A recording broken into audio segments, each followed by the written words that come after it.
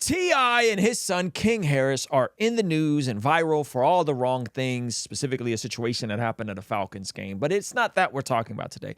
It's him leaning into a pretty bizarre, interesting conspiracy theory regarding the resurrection of Jesus. Let's jump right into this video. This is from Complex. T.I. and King Harris debate. Viral moment, rap album, Waffle House, yada, yada, yada. But this part right here, specifically about Jesus, this is why things like the Passion of the Christ get made. I'll explain what I mean by that after you guys see this. Goat conspiracy theory. Hey, man, get in a lot of trouble for this, but the resurrection.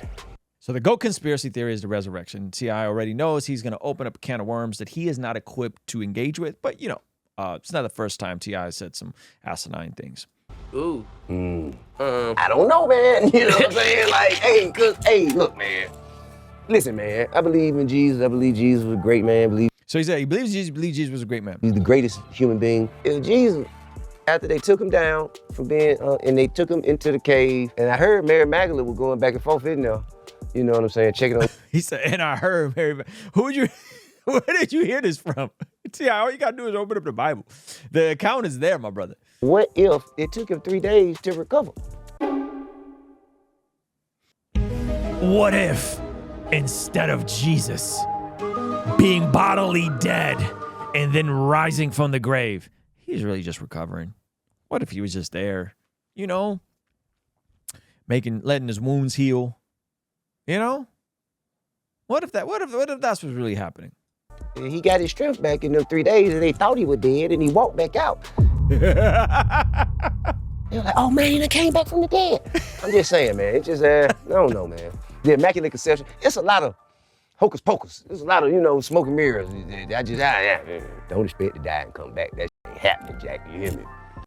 So he said he believes in Jesus, yet he just denied the resurrection. Ain't that interesting? That's what he did, right? Mirrors. Don't expect to die and come back. That ain't happening, Jack. He said, don't expect to die and come back. It sounds like he's denying the resurrection, but claiming to believe in Jesus. Jack, you hear me?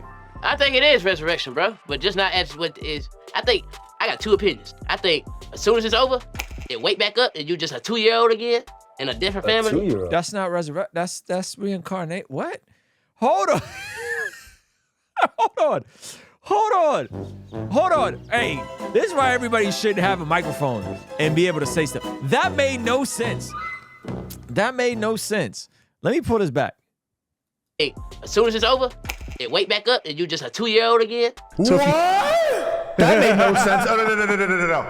In a different family. 2-year-old. Cause you know you don't remember nothing till you're 3. So I think you just come back in a different life with a different family and don't remember nothing. Well, what about? Or an animal. It's called reincarnation. Oh, there you go. Yeah, reincarnation. Not resurrection. That's not a Come back to the same resurrection. body. Yeah, Okay. resurrection is when you, as the same person, die and come back. Yo! All right. Okay, now, I remember growing up, and I remember the first time I really thought about this was in the Armenian Apostolic Church. We would have the Jesus on a cross, and I never understood why Jesus was on a cross so bloody as a kid. And then I remember, you know, when I first got saved, around the first couple of years, The Passion of the Christ came out, and it was massive. And I saw that movie once, and I was like, man, this is brutal. Like, watching this man get beat, right? And even when they made that film, they said that Jim Caviezel ended up taking a couple licks for real. And I remember thinking, this is so brutal. I don't know if I can keep. I watched it maybe once or twice. And then till this day, a lot of, Easter Sunday weekend services, specifically on Black Friday, they go into the science and the depiction of what the crucifixion meant. And I never understood why we needed to know the science and the brutality of the crucifixion. But now T.I. has illuminated my mind. It's because people literally think that after a crucifixion, you could just get up 3 days later without any medical technology intervention that you could. And so I understand. T.I. has enlightened me, and I understand that the reason why there's so much information about what a historical crucifixion is, specifically the details of the Bible about Jesus' crucifixion and him being stabbed in his side and him breathing his last and all the vivid details in the scriptures and the specific details in history, I understand that the reason why that stuff is so important for us to understand is so that when someone like T.I. makes statements like this, we can go, nah, brother, he was dead. He wasn't kind of dead. No. He was dead. He was dead. He was dead. He was dead, and then he was alive. He was like really, really dead, like dead, like Lazarus dead, like 3 days dead. And then he was not dead no more. He was alive.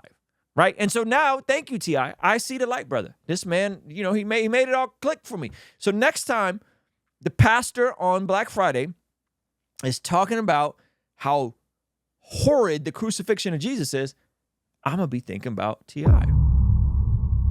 There you have it. Look, sometimes people struggle with quiet time because you're like, I don't know what to do. Yeah, so I got this Bless God prayer journal. So look, they got a section.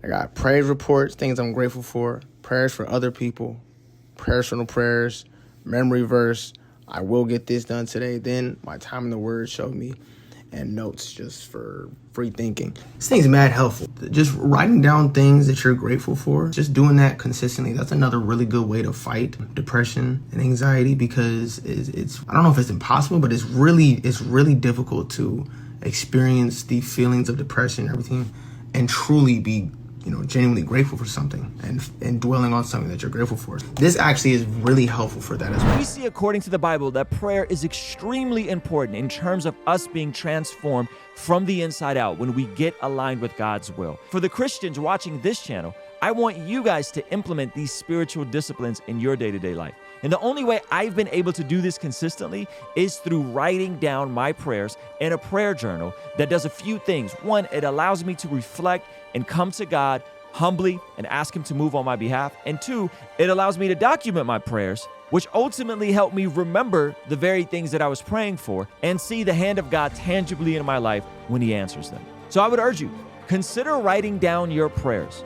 It could be in a blank notebook. It could even be on your phone. Or you could check out the one I personally designed and used from my own quiet time and spiritual discipline that I think will be a huge blessing. It's the exact structure and system that I've used for years to pray and be more consistent in my spiritual disciplines. You can pick yours up today by clicking the link in the pinned comment below. All right, I'll see you over there. Peace. Hey, this is a segment from our daily after party stream. Consider partnering with us online for as little as $5 a month to get access to these daily after party streams completely unedited. You'll also get access to our podcast as they are streamed live into the community before anyone else gets to see them, get to interact with our guests, get access to our private Discord server, and a discount code for our store for as little as $5 a month. Ultimately, that will help towards helping us continue contextualizing the gospel using media and podcast here on YouTube. All right, I'll see you over there. Peace.